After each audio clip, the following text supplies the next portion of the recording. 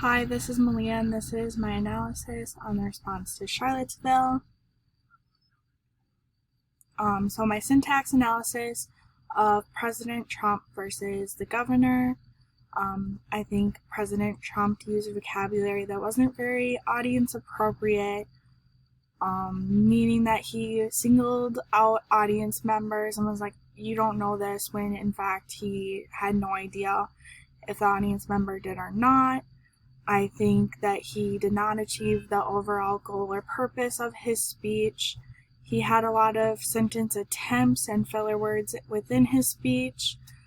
His sentences were not well structured, or there was a broken flow and rhythm in them. For organization, I feel like he goes back and forth a lot and changes the topic several times to talk about himself in his speech. For engagement, he talks about himself mostly, and he accuses a member of the audience, singles them out, points them out. Whereas the governor, for his semantics, his audience was appropriate. He used appropriate vocabulary for his audience. I think he gets his meaning across very well. He's very easy to understand. For syntax, he has a well rhythm and flow and structure.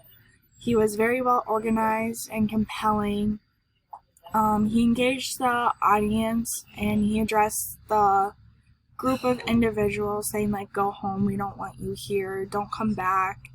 I feel like he was very assertive and to the point with his speech. So this is my scoring for the categories for both the president and the governor, and you can compare the two. Here you can see the president versus the governor's usage within the beginning of their speeches for nouns, verbs, describing words, grammatical words, WH question words, and other that doesn't fit in the category. You can see in comparison that President Trump and the governor are pretty well similar.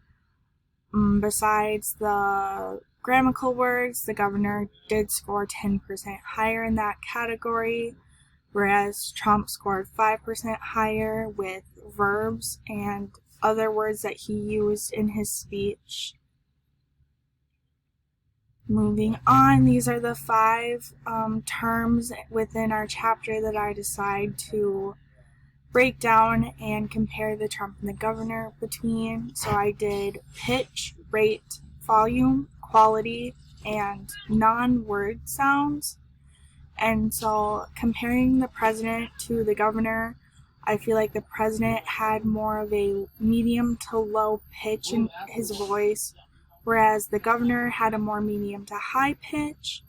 I feel like the president had a more slower rate, whereas the governor had a faster rate. I think that the president was more quiet in his speech. I definitely feel like for the quality that the president has more of a raspy voice, whereas the governor has more of a nasally voice. You can hear this when they're talking.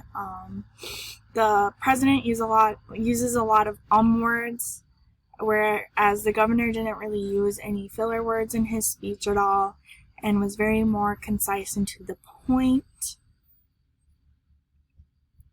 My conclusion is that the governor was very more concise, to the point, didn't have a lot of filler words in his speech, and was more focused on, knew what he was going to say ahead of time, whereas I felt like President Trump was just talking on the spot, had a lot of blanks in his speech. His idea or point to the speech wasn't very clear, or his question wasn't answered, and so therefore I feel like the governor is a better presenter or speaker when comparing him to President Trump in those two speeches.